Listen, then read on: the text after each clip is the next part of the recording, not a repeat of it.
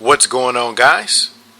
This is Martyrs Brigade 99 coming to you once again with another session of Dark Souls PvP. Alright guys, we're back at it for another session of the Rumble in the Jungle series. Alright, now this will actually be Volume 8 for a two-part series that I like to title A Fight Against the Hollow Henchmen. Now, this is going to be a special series, mainly because I've never fought against brothers before. Right? And when I'm talking about brothers, I mean E-Mad-X and S-Mad-X. In addition to a few matches that you guys will see against myself and Exhale 27. Now, first off, this series of matches took place over 3 days. What happened was I just so happened to be in the MLB on the first day for which the brothers were there. So we just so happened to have a series of matches. The next day, I just so happened to have another series. And actually, this wasn't formal. It just so happened that these guys were here at the time that I was here. You know, so we started up a chat and they're like, hey, dude, let's have some fights. So I'm like, okay, cool. It sounds great. Right? I'm always down for some good, clean fights. No tryhards, no BS fishing. I mean, just some good, clean, fun, but yet challenging fights. So I agreed. So this was day 2. Now, on the latter part of day 2, Exhale 27 just so happened to be there. Unfortunately, he was sick. Right, so despite being sick, he agreed to go ahead and join in on the matches, and you'll see some of those in this two-part series. Now, as far as Exhale is concerned, I mean, it's basically just a preview because basically we're in the process of collaborating on a Battle of the Uploader series, and that should be up sometime real soon. Right, so just in case you guys are big time Exhale fans, you guys can get a brief taste of what's to come. Alright, so one thing about the brothers, I mean, these guys are tough. These guys are really tough. But despite being tough, I really like fighting against guys like this, mainly because, like I've said on plenty of occasions, I don't feel like I have to protect my back for an entire series, nor do I feel like I'm fighting against tryhards. No, these guys are using a wide variety of tactics, a wide variety of strategies, and they are basically showcasing their abilities over a wide variety of weapon usage, and that is extremely fun. I really enjoy that. Now, I'm not saying that I never enjoy matches against people who only use the same weapons. But what I am saying is, it's just really exciting to see people not limiting themselves to one or two of their favorite weapons. Right, so this series was definitely enjoyable. Now, another thing, these guys, you really, when you're fighting against these two, and actually not even these two, but since it's basically the brothers in part 1, I'm going to focus on these two in this particular video. Now, in part 2, it will be the brothers as well as a few matches with Exhale 27. Because, like I said, it's not really the focus on him. Mainly because he's an uploader and we're going to have a series that's going to be coming up sometime soon featuring him and myself. So, a lot of this Rumble in the Jungle is me against the henchmen. Alright, so one thing about these guys, when you're fighting these two, you really have to be careful, right? Because for a lot of you guys that your gameplay relies heavily on stun locking, I mean, you're really going to get a surprise if you fight against these guys, right? Because they are as a matter of fact, they're kind of similar to Spades. In the sense that, if any of you guys ever listen to Spades talk, he'll basically tell you, like, actually, I feed off those guys who love to try to stagger me because I got something for them. Right? And the same could be said for these guys, especially for XAO. I mean, that guy is really good on, once you stagger him, I mean, he'll just come around and hit you with combos, try to BS you. He'll definitely come back with a counterattack. And that's really enjoyable because it's not one of those things where you're just going to stagger somebody until, until infinity and they're dead. No, that would be too easy. But these guys are not going for it. And if you guys notice, they're not even rocking a lot of poise. As a matter of fact, I think they only have like 40 poise, right? And if they do have more than 40, they for sure have less than 53. Right. And actually, speaking of less than 53, I am so glad that, and I think I've only been doing it for like a month now, but I am so glad that I basically changed up my style of PvP.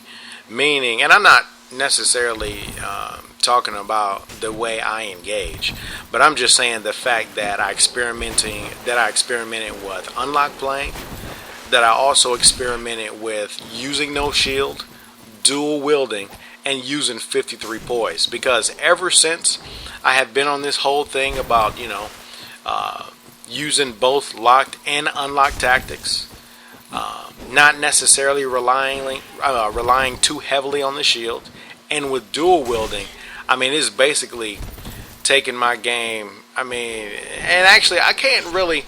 It's kind of hard to understand unless you guys have seen a lot of my beginning videos, right? And for a lot of you guys that have been with me since day one, I think you guys really know what I'm talking about. Now, I'm not even necessarily talking about the ones on my channel that some of the first videos, because if you guys have been with me since day one, I had like 30 or 40 videos before that I just end up deleting a little later on.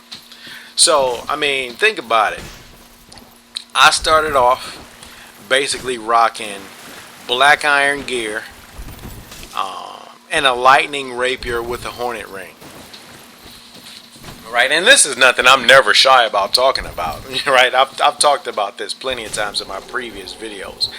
I used to be the guy. Now, granted, I never used like that heavy armor with Darkwood Grain Ring. I've always supported the idea, even during 1.05. that the Darkwood Grain Ring was meant for, at least in my opinion, was meant for light to medium builds. Heavy builds shouldn't be ninja flipping. I mean, despite being able to ninja flip with less than 50% weight, I still was supporting that idea. Like, listen, dude, you just look weird and basically tank armor and ninja flipping. I mean, that just doesn't even look right. Now, if you want to use, medium armor or light armors, yeah, because you need the quick mobility. You don't have the high defense and you don't have the high poise. So yes, you need the quick mobility. So I was speaking that even back in the day. But back to the point. When you look at a lot of my earlier videos, I was in super heavy armor, medium rolling, with a lightning rapier and a hornet ring, and I was basically BSing everybody to death. Like, that was my claim to fame. And for any of you guys that were here since 1.05, you will know that those elemental weapons used to be super OP.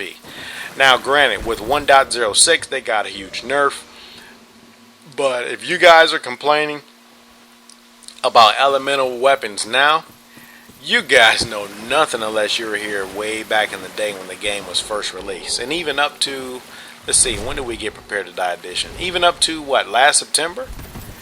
Right? It was even a problem back then. So when you look at a lot of my past videos and compare them to how I play now, I mean, it's just really funny to see how time and experience can, slowly improve your gameplay. Now, am I where I want to be? No. I mean, because despite the changes that I've made from then to now, I'll still call myself an average player, right? Because, I mean, you have a whole bunch of guys that use techniques that are just, so far above me, right? Case in point, all the menu switching. I don't have a clue. Well, I can't say I don't have a clue. I have a clue how to do it, but I just never really found a reason to incorporate it into my own tactics. Let's see, what's another one? All the fancy dancy, move swapping. Menu switching, reverse rolls. I'm not even close to being on that level. And then another thing, I'm not one of those guys, because there's another set of guys that, granted, they win a lot, but they win a lot basically because they're just dark wood grain raining and roll BSing on every single opportunity, right? And now that was a good parry right there. That right there was definitely a good parry, but I mean, just so happened, I guess the timing was slightly off, and even though he parried me successfully, I still inflicted him with damage, and that's happened to me before. As a matter of fact, I think I've kind of made it a point to talk about that in videos in the past, where, you know, and I'm pretty sure, not even my videos in the past, but I'm pretty sure some of you guys may have experienced it on your own, wherein you will get a successful parry, but at the same time receive damage. Right, just so happened that his vitality was so low that he couldn't connect. So, enough about that. But yeah, like I was saying, you know, there's some of these guys that get a lot of wins, and you know, basically they're winning a lot because all they do is ninja flip, darkwood grain, you know, roll BS you at every single opportunity. And I think it was my series against Ferris, wherein I was basically talking about my own view of players that I would consider to be good. And the ones that I consider to be good personally are the ones who are the most well-rounded. Right? A lot of these guys, and actually, you know, you'll get some people who will say, well, person A wins, you know, they win a lot, therefore they're good. But see, I don't really look at it like that, because follow the logic. A person with a bellowing crest ring, a crown of dusk, and dark bead could also win a lot.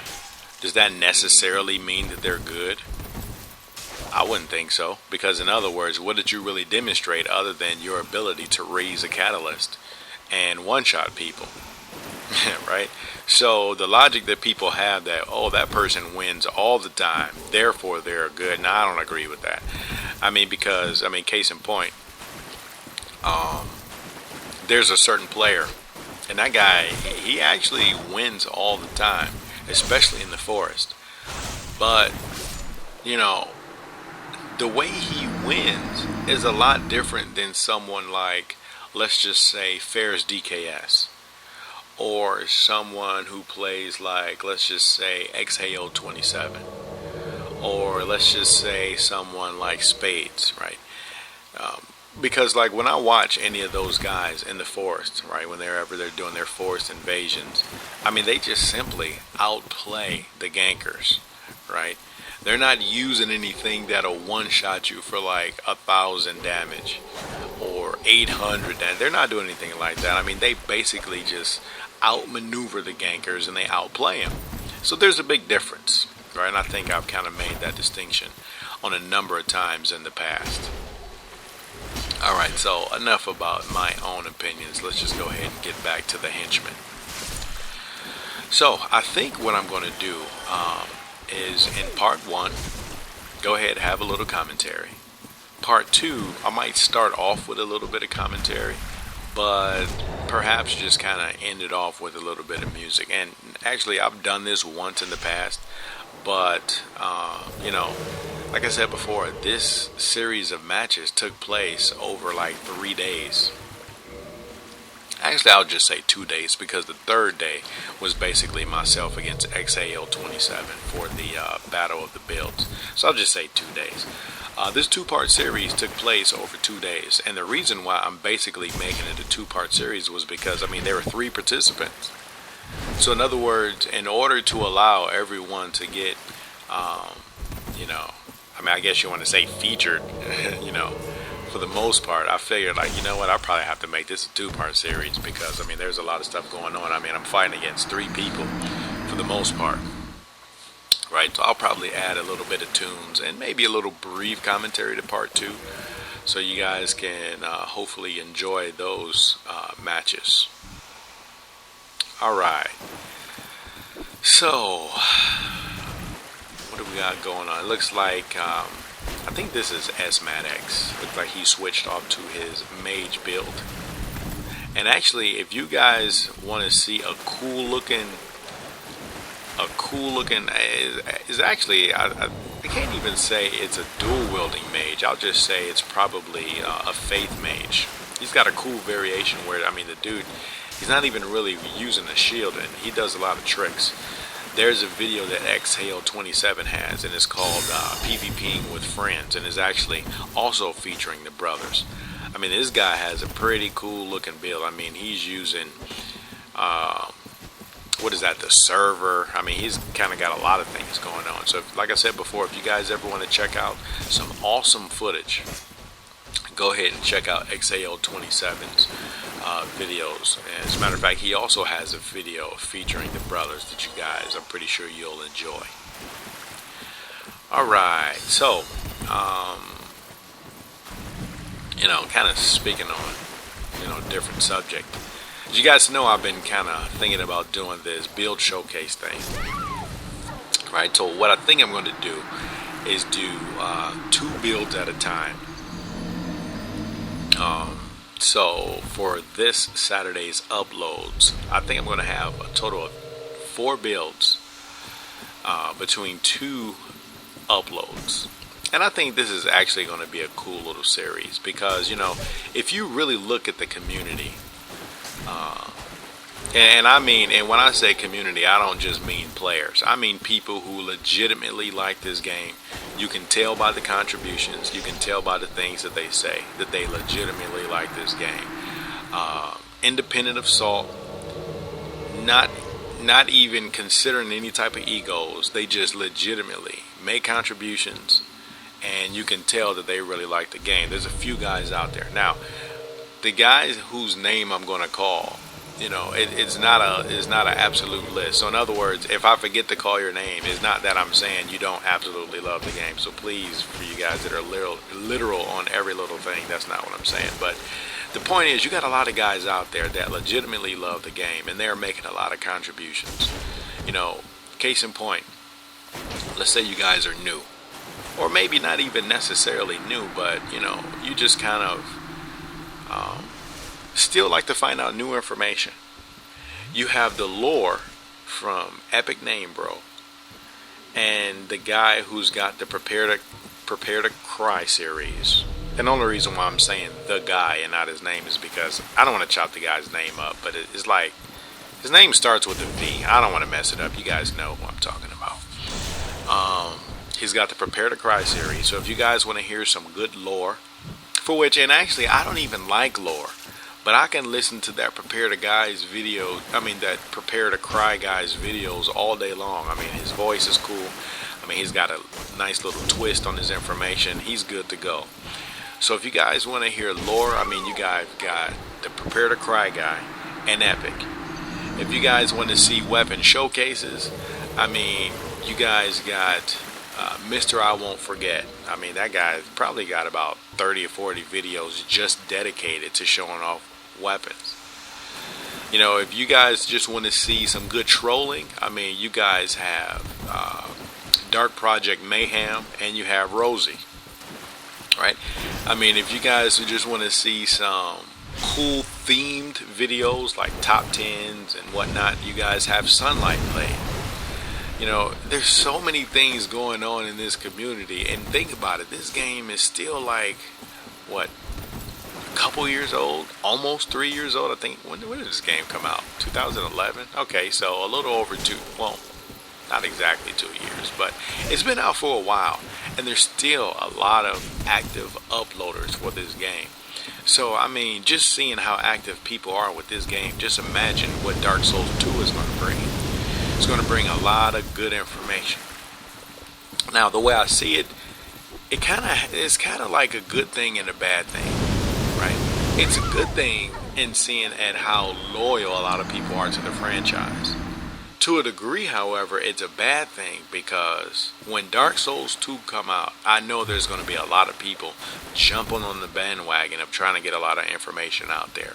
And I'm really, even to this day, I'm having a hard time of trying to figure out what I want to do about this because, I think a lot of people should have a rewarding experience by learning a lot of things on their own, right? Not just being able to quick reference a video, and this is one of the reasons why I don't buy strategy guides. Because, in other words, anyone can kind of, let's just say you lose once or twice and then you just flip the page to a strategy guide just to let you know how to complete an area that you had trouble with. I mean, anyone can do that. I mean, it's just the same thing with the video. Anyone can kind of quick reference a video just to, find out something that you may not have learned.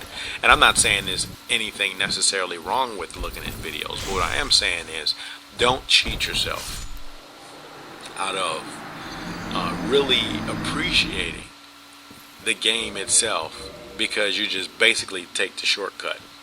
And, seeing that I actually have a lot of subs, pretty good following, I really don't want to put out so much information to where everybody's like, well, I mean, why should I really try to experience this stuff for myself? All I have to do is just watch a Let's Play or a complete walkthrough. I don't really want to do that.